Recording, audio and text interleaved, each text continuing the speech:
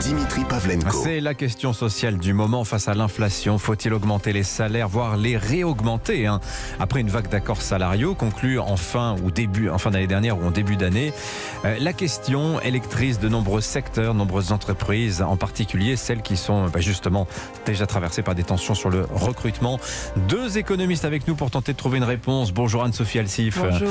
Vous êtes chef économiste au cabinet BDO France, professeur d'économie à la Sorbonne. Mathieu Plane est avec nous également. Bonjour Mathieu. Bonjour. Directeur adjoint du département analyse et prévision de l'Observatoire français des conjonctures économiques, l'OFCE.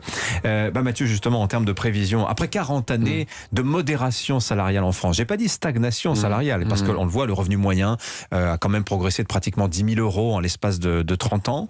Est-ce vous pensez qu'on est au seuil d'une vague de déverrouillage salarial, d'augmentation un petit peu générale dans la société?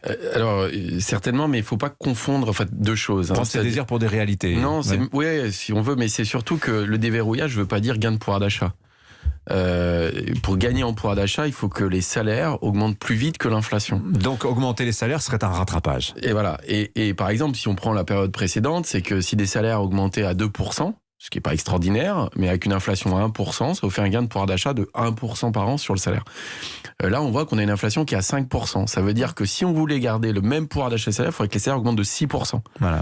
Et c'est pas le cas, Pour le moment, c'est plutôt la question actuelle, c'est qu'effectivement, il y aura une hausse de salaire, mais elle ne sera pas suffisante pour compenser le choc inflationniste. Ça veut dire que dans un premier temps, effectivement, et c'est plutôt ce qu'on voit, c'est que c'est les salariés qui vont perdre en pouvoir d'achat, en tout cas qui vont encaisser une perte du choc inflationniste qu'on observe. Alors on a des chiffres, l'inflation est à 5,2% sur un an. Deloitte nous dit, oui mais la hausse du salaire médian depuis le début de l'année, là c'est 2,3%. Voilà. Donc si je calcule bien, j'ai perdu 3 points de pouvoir d'achat, c'est ça Anne-Sophie Alsif? Oui, tout à fait. Alors c'est vrai qu'en début d'année, même au début du conflit, on était moins alarmiste parce que on avait gagné aussi du pouvoir d'achat, il faut s'en souvenir l'année dernière, on avait eu plus de 2% avec notamment le quoi qu'il en coûte. Donc c'est vrai que ce quoi qu'il en coûte assez généreux avait quand même permis d'aider la plupart des Français, et donc on est arrivé dans cette crise avec un certain petit matelas, même si bien sûr il y a des grandes différences entre les ménages.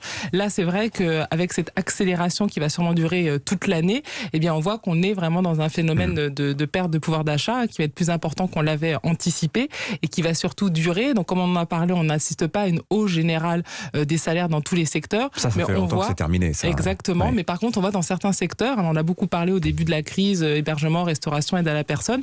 Là, on voit que même dans le secteur industriel, on commence à avoir des augmentations de salaires, de coûts des matières premières, parce qu'ils ont les problèmes de pénurie, les problèmes d'approvisionnement. On le voit moins au niveau des services, mais on est quand même dans ce phénomène. Donc, on va avoir vraiment une augmentation, sûrement du coût des biens que l'on va acheter dans un contexte où les salaires ne vont pas augmenter. Donc, en effet, une perte de pouvoir d'achat. Alors, j'entends hier Geoffroy Roux de Bézieux, le président du MEDEF, dire oui, alors sans doute que les entreprises vont devoir faire un effort. Il n'en a pas spécialement envie, mais il sent bien qu'il y a nécessité sociale. Et d'ailleurs, on se rappelle que Bruno Le Maire, au mois de septembre l'année dernière, disait, même ordonnait pratiquement aux entreprises, il n'en a pas le pouvoir, mais disait, vous devez partager les fruits de la croissance. Seulement, il faut le dire aujourd'hui, Mathieu Plane, c'est que est-ce que la fenêtre de tir pour les augmentations de salaire ne s'est pas refermer, parce que c'est bien beau de dire on augmente les salaires, mais pour ça il faut un peu de croissance des entreprises. Est-ce que là on a plus... Oui, tout à fait. C'est-à-dire que plutôt que de partager les fruits de la croissance, je vais être plus pessimiste, c'est comment on partage plutôt les pertes globalement. Dans l'économie, on voit que là on est face à un choc négatif qui est lié à la hausse des prix de l'énergie. Il se trouve qu'on ne produit pas cette énergie, les hydrocarbures, donc on paye plus cher ces hydrocarbures, et c'est pas négligeable du tout. C'est un choc qui est colossal. Et la question, c'est de savoir, effectivement, comment on partage ce choc. Si les entreprises acceptent d'augmenter massivement les salaires pour le compenser, à ce moment-là, va se poser la question pour les entreprises de savoir, est-ce qu'elles vont répercuter les hausses de salaire dans leurs prix ? Et là, c'est le risque de la spirale inflationniste. Les salaires augmentent, donc les prix augmentent. Ou alors, est-ce que leurs marges vont diminuer ? Si elles n'augmentent pas les salaires, alors à ce moment-là, c'est les salariés qui vont perdre en pouvoir d'achat. Et troisième acteur qui est important, qui est l'État, en fait, c'est est-ce que l'État va compenser ? On voit qu'il a compensé en partie avec le bouclier tarifaire, avec la remise de 15 centimes sur le prix de l'essence. Donc on voit que c'est un jeu avec trois acteurs. Ce qu'il fait aussi depuis des années, voire des décennies, en réduisant les charges sociales, notamment sur les bas salaires. Ça, c'est une prise en charge de pouvoir d'achat par l'État. Exactement. Alors après, c'est plus structurel, c'est plus durable. Là, on est dans un phénomène particulier où il y a eu, Anne-Sophie l'a rappelé, le quoi qu'il en coûte lié à la crise Covid. Aujourd'hui, on est dans une forme de quoi qu'il en coûte énergétique. Alors, pas totalement. Mais donc, c'est vrai, c'est de savoir comment va se répartir ce choc. Et donc, au sein des salariés, on voit qu'il y a des différences. Par exemple, il faut savoir que le SMIC est indexé. Par exemple, sur l'inflation, il va être revalorisé automatiquement. On l'a vu, 4 revalorisations en l'espace de 18 mois. 5,7% en l'espace de 7 mois, ce qui est assez conséquent. Mais ça ne veut pas dire que les smicards ont gagné en pouvoir d'achat. Ça permet de maintenir leur pouvoir d'achat. La question qui va se poser, c'est pour les personnes qui sont juste au-dessus du SMIC. C'est-à-dire qu'elles, ces personnes-là, ne vont pas voir leur salaire augmenter automatiquement. Il faut que l'entreprise, l'entrepreneur, l'employeur accepte d'augmenter le salaire.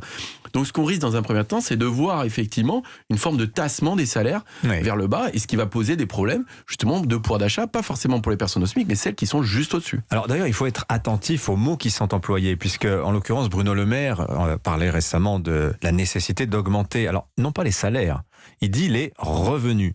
Alors là, quand on entend ça, il faut être vigilant, parce que augmenter les revenus, ça ne veut pas forcément dire la même chose. Ça ne veut pas forcément dire augmenter votre salaire net. En effet, ça peut passer par des primes, ça peut passer par des aides ponctuelles, par exemple aussi des aides pour le transport, des aides pour les besoins de première nécessité. Donc il y a des choses qui peuvent être pensées. Et on le voit, c'est l'imagination au pouvoir actuellement dans les DRH. Exactement. On trouve plein de leviers ça permet aux entreprises d'aider leurs salariés, mais de ne pas être face à des hausses de salaire pérennisées et généralisée. Ce qui est aussi paradoxal dans cette situation, c'est que actuellement la demande mondiale est toujours là.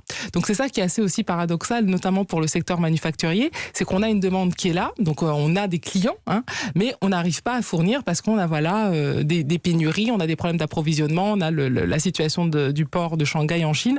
Donc en fait, on a cette demande, on a ces clients, on a bien sûr ces hausses de prix, mais étant donné qu'on a quand même ces clients, c'est pas dans une situation où il y avait pas de demande, et on n'arrive pas à faire face, donc on se retrouve dans une augmentation en effet des coûts et donc des matières premières et donc du prix final. Et la question, ça va être en effet, est-ce qu'il va y avoir des hausses importantes, significatives sur le prix aux consommateurs. L'année dernière, on était un peu dans cette situation, on l'a vu au dernier trimestre, on a des enseignes, notamment dans la bureautique, l'électroménager, qui ont augmenté de 5-6% leur prix sur les catalogues. On a vu l'eau cristalline. Voilà, exactement. Voilà. Première inflation en 20 ans pour l'eau cristalline. Complètement. Et pas d'impact sur la consommation l'année dernière. Pourquoi ? Parce qu'il y avait de la confiance.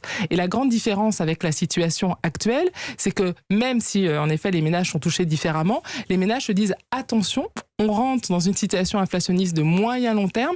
Donc même si on a un peu de pouvoir d'achat, on va plutôt épargner et on va plutôt, entre guillemets, faire la fourmi parce que demain, les prix vont augmenter. Et on le voit déjà dans les chiffres de la consommation au premier trimestre. Et c'est ça le risque, parce qu'en France, la croissance se base sur la consommation. Les gens dépensent moins parce qu'ils anticipent que ça va être plus dur. Et ça, c'est vraiment très compliqué, notamment pour le pouvoir politique, de lutter contre ça, parce que c'est vraiment des anticipations négatives qui sont très psychologiques. Vous essayez de donner des signaux qui disent non, il faut continuer de consommer, mais on va avoir des hausses des taux, on va avoir en effet des politiques budgétaires moins accommodantes.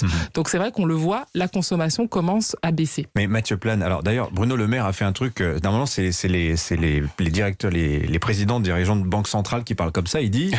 l'inflation, elle va durer jusqu'à fin 2023 et après ça va s'arrêter. En gros, il fait ce qu'on appelle la forward guidance. Il annonce ce qui va se passer. Il annonce ce qui va se passer pour préparer les esprits. Ouais. Mais est-ce qu'il dit vrai, selon vous, Bruno Le Maire, lorsqu'il annonce la fin de l'inflation en fin 2023, et surtout la vraie question, c'est fin de l'inflation, ça veut dire est-ce qu'on revient au prix qu'on avait avant la crise ? Alors, c'est tout à fait juste comme question. C'est d'abord, la question, c'est fin 2023. On peut imaginer que 2023, on aura passé la bosse inflationniste qui est très forte et qu'on ne rentre pas dans la spirale inflationniste, mais c'est-à-dire qu'on a 2 ans de forte inflation. Mais tout ça dépend beaucoup des prix de l'énergie, en réalité, on voit bien. Et la question de l'embargo aujourd'hui sur le pétrole russe est en train de se matérialiser, mais il y a toute la question de l'embargo sur le gaz russe. Donc, cette hypothèse, elle est, je veux dire, effectivement, c'est un peu le scénario central qu'a en tête Bercy et le ministre de l'économie. Maintenant, dire à 100% c'est le scénario qui va se réaliser, non, c'est quand même très compliqué. Il y a tellement d'incertitudes. Et c'est une façon, effectivement, de dire qu'on va cranter en fait les anticipations. C'est-à-dire, voilà, en fait, cette inflation, elle est élevée, il faut lever les inquiétudes dont parlait Anne-Sophie à l'instant. Il faut l'accepter pendant 2 ans, il faut savoir comment on partage ce choc, mais normalement, ils considèrent que cette inflation est transitoire et qu'on ne rentre pas, du coup, dans une boucle inflationniste qui poserait beaucoup de difficultés, notamment sur l'équilibre économique, enfin, je ne vais pas rentrer dans le détail, mais c'est dire, en fait... Vous êtes en train de me dire quand même, les prix vont rester durablement élevés, parce que pas d'inflation, ça veut dire qu'il n'y aura pas d'augmentation d'une année sur l'autre, mais les hausses de cette année et de l'année dernière, on va les conserver, ça. Exactement. Et alors, il y a aussi autre chose, c'est qu'en disant ça, Bruno Le Maire dit, oui, mais alors pendant 2 ans, on est dans une situation exceptionnelle, ça légitime une politique budgétaire particulière. C'est-à-dire le bouclier tarifaire, faire des dispositifs particuliers, mais pas des réponses structurelles. Pas dire, on va faire des mesures pour 5 ans ou 10 ans. C'est donc pour 2 ans, c'est très ciblé. Et oui, et sur l'inflation, c'est pas parce que l'inflation ralentit que les prix baissent. C'est-à-dire que les prix augmentent moins. N'oublions pas que l'inflation, c'est la variation des prix. Donc quand on dit il y a 5% d'inflation, c'est que les prix ont augmenté de 5% sur un an. Quand ils vont passer à 2%, c'est pas qu'on va avoir moins de hausse des prix. Enfin, si on a moins de hausse des prix, ça veut pas dire que les prix baissent. Il faut faire attention. Ça, c'est la petite subtilité. Ce qu'il faut faire attention aussi, c'est qu'il faut de l'inflation, mais il n'en faut pas trop. Oui. C'est vrai que pendant la situation avant la crise, on avait plus d'inflation et depuis la crise financière de 2008, on cherchait l'inflation, on ne la trouvait pas malgré les politiques monétaires ultra accommodantes et il n'y avait pas d'inflation. Rappelez pourquoi c'est bon un peu d'inflation. La cible c'est 2% généralement. Voilà, donc la cible en effet de la Banque centrale c'est 2%, parce que ça permet aux entreprises d'investir, ça permet aux ménages de se dire voilà, on a de l'épargne et aussi on investit, on s'endette, par exemple on achète une maison, en tout cas on a des conditions favorables et quand vous vous endettez, que vous investissez, c'est bon d'avoir un petit peu d'inflation parce que vous avez un stock de dettes et donc en ayant un petit peu d'inflation, c'est assez sain. Alors par contre, quand vous êtes au-delà des 2-3%, là ça devient compliqué parce que justement vous rentrez dans cette fameuse spirale et vous perdez en termes d'investissement, en termes de pouvoir d'achat. Mais donc il faut de l'inflation. Ce qu'il faut, c'est qu'elle soit maîtrisée. L'autre élément qu'il faut quand même bien avoir à tête, c'est quand même la transition écologique qui va être aussi inflationniste. C'est vrai que souvent on en parle moins parce qu'on dit le choc va être absorbé sur des années et des années. On voit avec la guerre en mais Ukraine, ça aura un coût. En tout cas, voilà, dans la première phase, ça aura un coût. Donc on paiera certains biens plus chers, surtout si en plus il y a de plus en plus de barrières protectionnistes. Ouais. Et ça aussi, il faut vraiment l'appréhender. On ne reviendra pas à des situations de très faible intention comme on pouvait l'avoir avant la crise. Mathieu Plante, très rapidement. Juste très rapidement, dans l'inflation, faire attention, c'est vrai que c'est plutôt pas si mauvais à moyen terme, mais pour le moment, c'est pas une bonne inflation parce que c'est l'inflation liée à l'énergie et les prix importés en fait. C'est pas l'inflation qui est liée à la hausse des salaires ou à la hausse des profits en réalité. Donc il faut faire attention. La bonne inflation, c'est celle qui augmente les revenus. Là, en fait, ça ponctionne plutôt les revenus. Ouais, alors, si vous voulez vous faire augmenter, conseil de DRH, il faut y aller avec des solides arguments. Juste dire mon collègue a été augmenté et moi, ça marche pas et forcément. Difficulté de recrutement. Je vais juste donner un dernier chiffre quand même, je vous laisserai là-dessus. Un cadre commence sa carrière en moyenne à 33 000 euros par an, il l'a fini à 80 000. Ça veut dire 140% d'augmentation sur la carrière. Un ouvrier, il commence à 21 000, il finit à 23 000. 10% d'augmentation sur l'ensemble d'une carrière. Ça laisse songeur ces chiffres. Merci à tous les deux d'être venus nous voir. Anne-Sophie Elsifre, chef économiste au cabinet BDO France et Mathieu Plante de l'OFCE. Bonne journée à tous les deux.